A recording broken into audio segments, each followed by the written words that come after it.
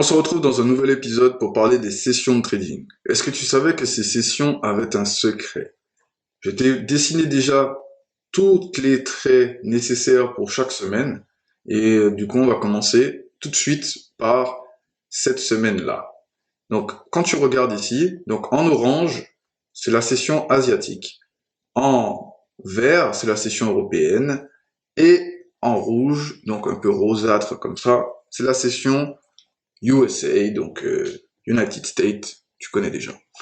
Donc à partir de là, qu'est-ce que tu vois? Qui démarre la semaine sur EURUSD le 13 février 2023? C'est la session asiatique, forcément.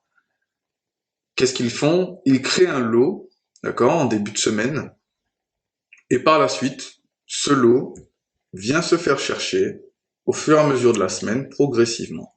Ici, comme tu le vois, l'US Session, donc du jeudi 9, est venu se faire prendre par l'US Session du mardi 14. Et regarde bien par la suite.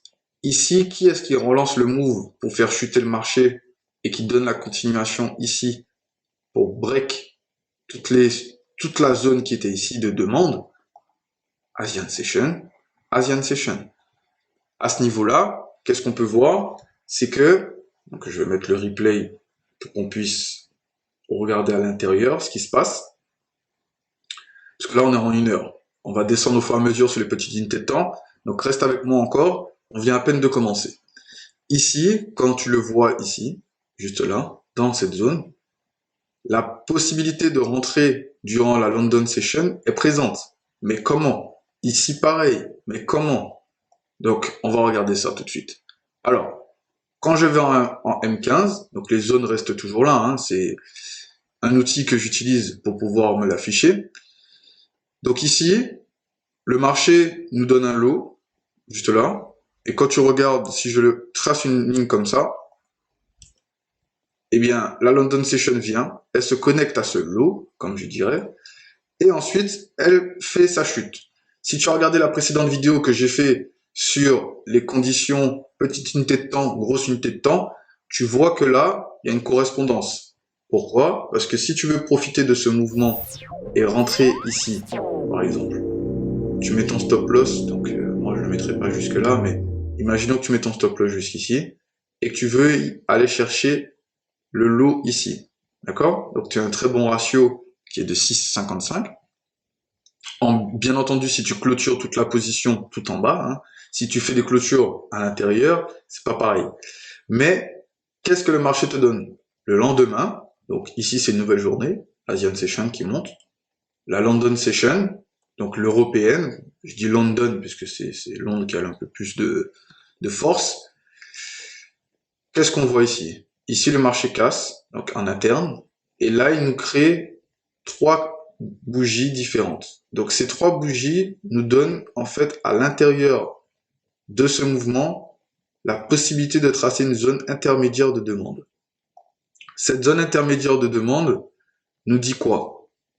Eh bien, nous dit, si le marché play dessus et qu'il nous donne une cassure, donc comme on l'a là, donc on va regarder, regarde, cassure ici, donc ça c'est la première réaction, il nous suffit quoi? D'attendre tout simplement que le marché vienne ici, d'accord? Donc quand le marché a cassé, on regarde ce qui se passe à l'intérieur, et ici, donc sur ce doji, on voit qu'on a les possibilités d'entrer une fois, deux fois, trois fois. Donc bien entendu, avec un stop loss cohérent, hein, donc il faut mettre un stop loss assez cohérent, donc il peut se situer au-dessus du dernier high qui est ici, ou encore au-dessus de la précédente session pour certains. Donc il y a certains qui vont poser leur stop loss à ce niveau-là. Mais si le marché dépasse cette zone comme ceci pour ensuite chuter, mais ils seront dehors. C'est les risques du métier. Par contre, ceux qui prennent la position, on va dire, sur cette ligne, donc sans forcément choisir une entrée précise, et qui mettent leur stop loss, donc ici par exemple, donc on a un stop loss de 12 pips, et qu'on aille chercher en TP1 cette zone, donc on a un ratio de 3,95. Personnellement, ce n'est pas le type de ratio qui m'intéresse, quoi. Et là, on peut voir qu'en regardant sur la gauche en 15 minutes, on n'a pas de lot plus bas à aller chercher. Donc, si on va en 1 heure, le dernier lot qu'on peut aller chercher se trouve ici. Est-ce que ce lot va se faire chercher par le marché, pardon, j'ai un peu de mal aujourd'hui. Est-ce que ce lot va se faire aller chercher par le marché? Peut-être que oui, peut-être que non. Mais quand on regarde par la suite ce qui se passe, le marché ici, regarde bien, est-ce que tu te fais sortir? Non pour l'instant. Et il continue sa chute. D'accord? Et le fait qu'il continue sa chute, c'est toi à voir après dans ta stratégie et dans tes backtests, est-ce que justement tu vas garder ce type de position? Puisque là, vu que on est dimanche, ici, là, c'est le week-end. Hein. Là, le trait que tu vois là, c'est vendredi, ça c'est la dernière bougie, et après c'est le week-end. Donc c'est dimanche. Donc pareil, on continue, donc toujours dans le même principe. Ici, on a donc dernier high de la semaine précédente. Ici, le dernier lot de la semaine précédente. J'espère que tu as compris dans quelle tendance on se trouve ici. Tu peux me le dire en commentaire si tu as compris. Si tu ne l'as pas compris, tu peux aussi me le dire en commentaire. On continue tout de suite pour toujours plus de setup.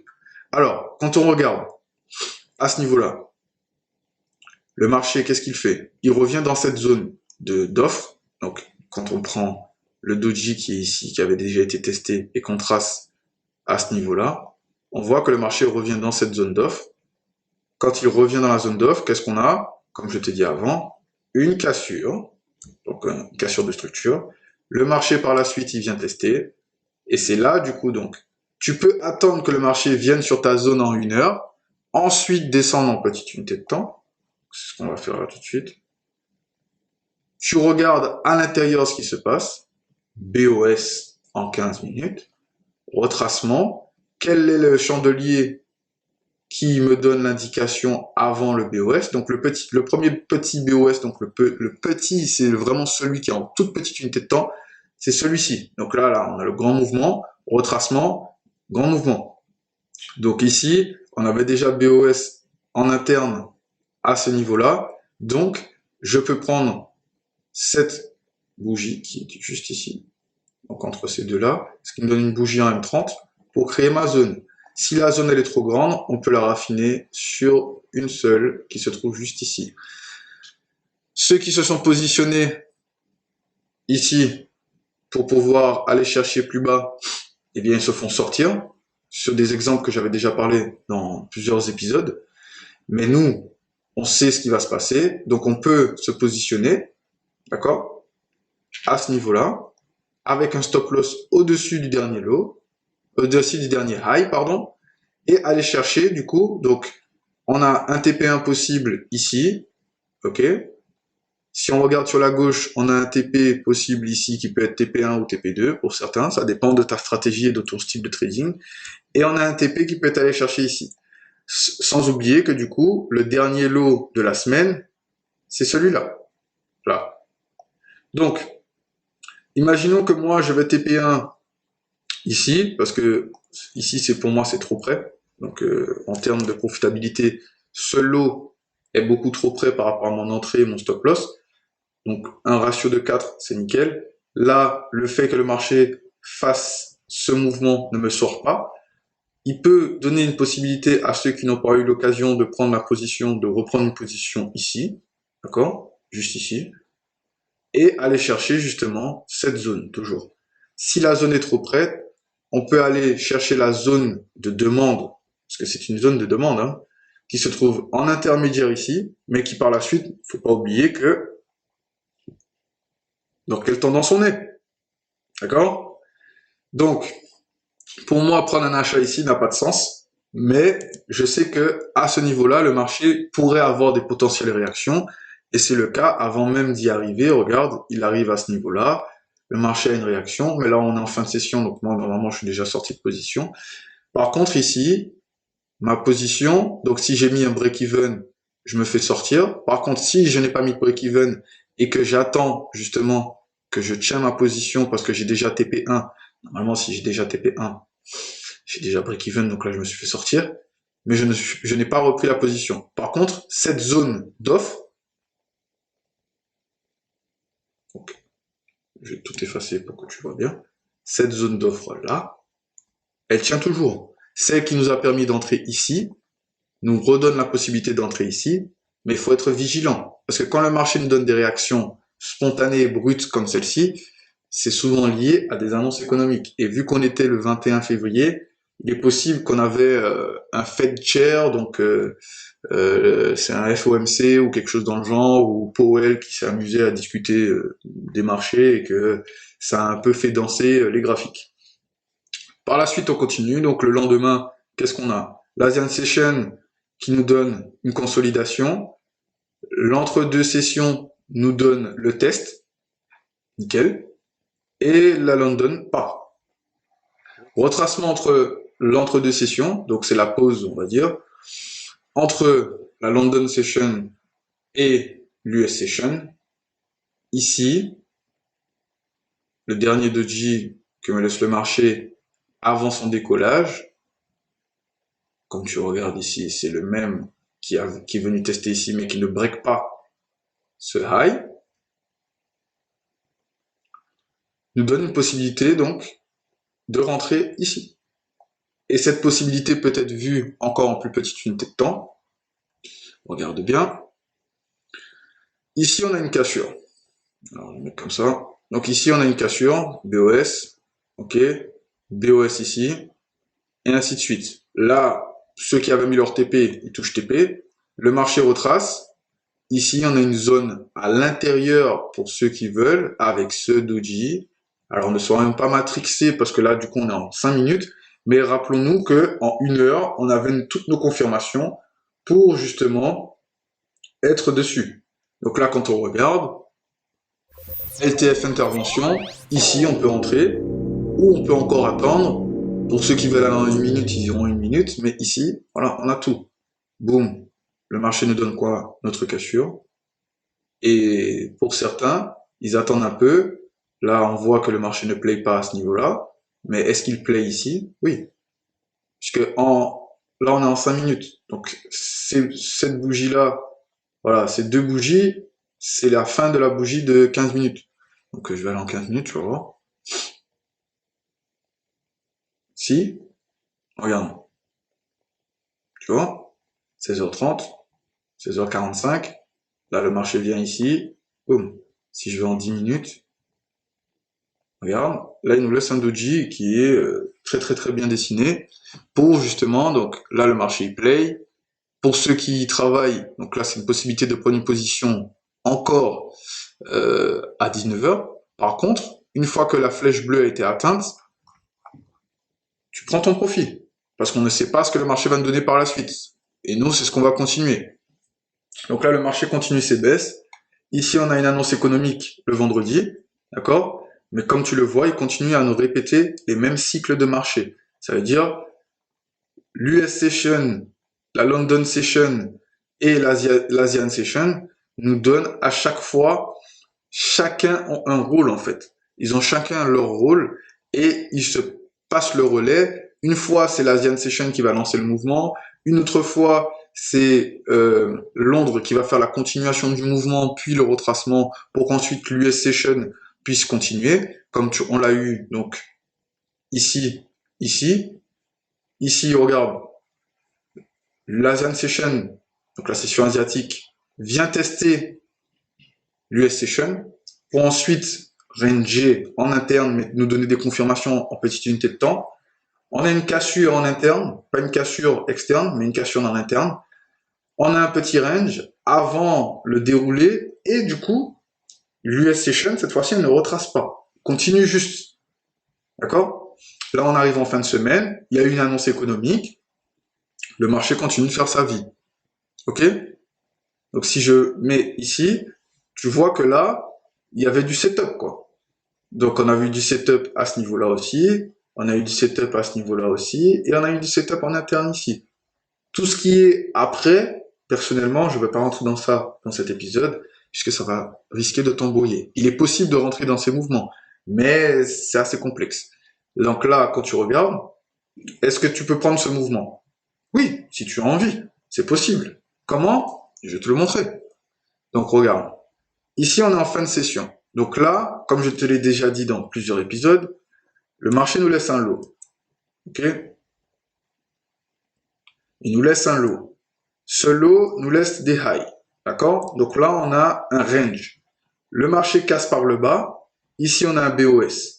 Donc lorsqu'il y a le BOS en session London, donc là, qu'est-ce qu'on peut penser? Ok, ben peut-être que le marché va venir tester. On le teste, on l'a juste ici. Hein. Donc là, le marché vient une fois tester ici. Donc on a high low, une autre fois testé ici, on a high low. Est-ce qu'on a besoin de plus d'éléments? Non, parce que si ta stratégie te dit de faire comme ça, comme elle est la mienne, bien moi là je vois BOS, BOS, BOS, je rentre ici et je vais TP ici, en petite unité de temps. Parce que pour l'instant, je n'ai pas encore de confirmation que c'est un mouvement majeur. Pourquoi je dis ça? Parce que quand je regarde ici en 1 heure, là, ce high du 1er février m'a dit, moi je suis ici, pour l'instant, le marché ne vient pas me chercher, donc moi je prends des TP sécuritaires en attendant plus de confirmation. Ce plus de confirmation, je l'ai au fur et à mesure de la semaine, puisque là je vois quoi? Le marché nous donne toujours son modèle. Hein. Ici, ceux qui se sont placés durant l'Asian Session, eh bien, ils ont fait TP un peu plus haut que moi, donc dans ces eaux-là, ok? Mais, après l'US Session, boum, ils se font sortir, et l'Asian Session relance le mouvement. Mais on se retrouve où, encore une fois? Dans cette zone de demande. Ok? Donc là, on regarde ce qui se passe pour la suite de la semaine. Est-ce que le marché va revenir tester notre même zone? Et là, tu vois déjà que le marché nous donne déjà des éléments. Hein. Bien. Ici, on a une première impulsion. C'est pour que tu puisses bien voir. Ici, on a une deuxième impulsion. Mais moi, je veux compter cette impulsion-là, puisque celle-ci, c'est un grand mouvement qui casse les structures. Donc ça, c'est celui-là, le mouvement majeur.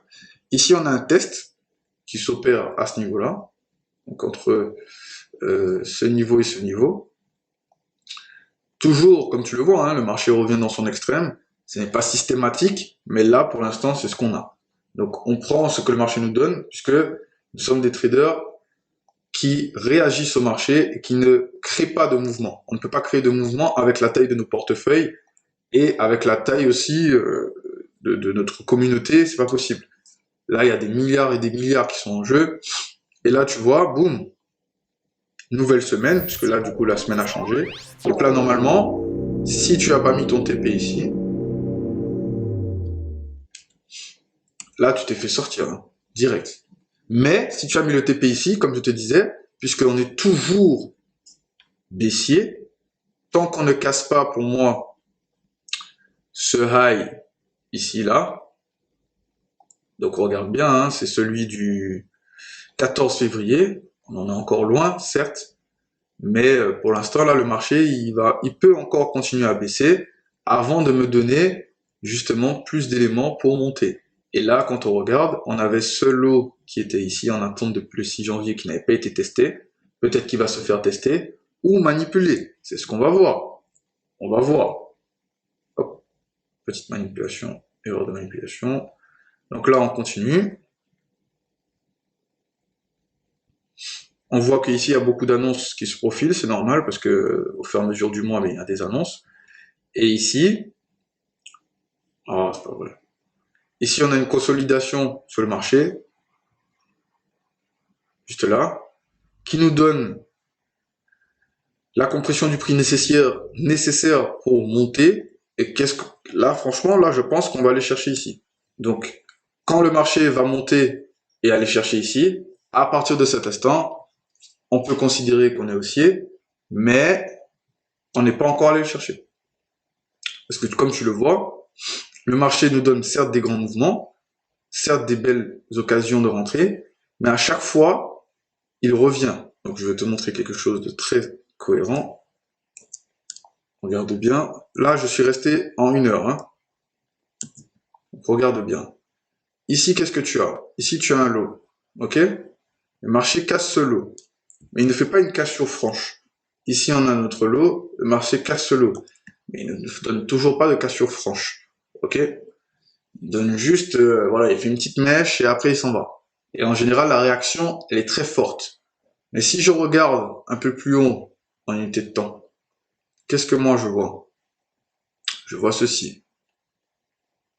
Impulsion, impulsion. Et là, du coup, je pense que celle-ci, ça va être impulsion comme ceci, puisque ça, c'était un trade que j'avais pris. Donc, regarde. Donc, regarde, qu'est-ce que je t'avais dit par rapport au low, au high majeur? Il allait se faire chercher. Donc là, ils vont retracer.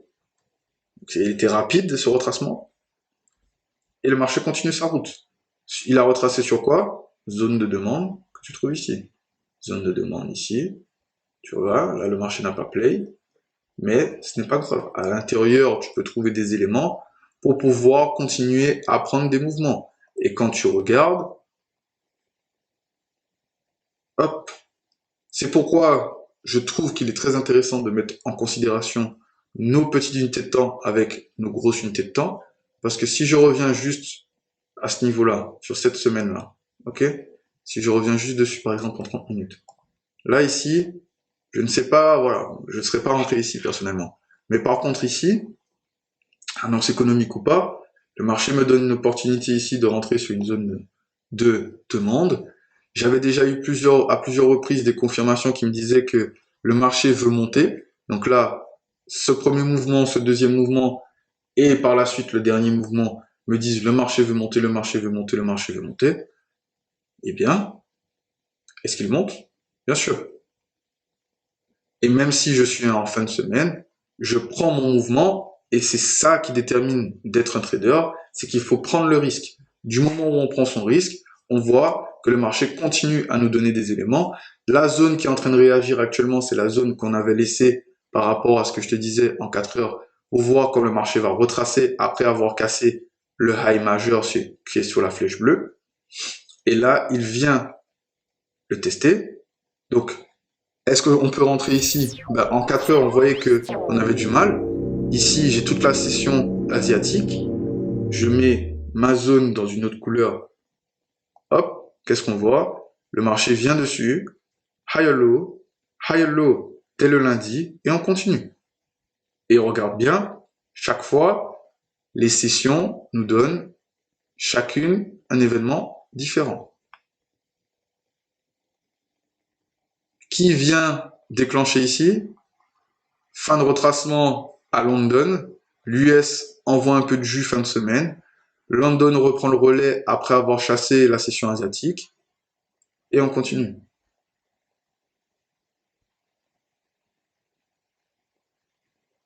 En tout cas, j'espère que cet épisode t'aura plu. Moi, ça m'a fait hyper plaisir de pouvoir en parler avec toi et également de partager des setups que je prends, hein, puisque la manière dont je l'explique, c'est la manière dont moi je prends mes setups. Je sais que c'est pas quelque chose d'habituel pour le commun des traders, mais pour l'instant, je te laisse avec cet épisode, donc que tu retrouveras comme d'habitude juste ici. D'accord? Tu peux cliquer directement pour qu'on se retrouve de l'autre côté. Je te dis à tout de suite.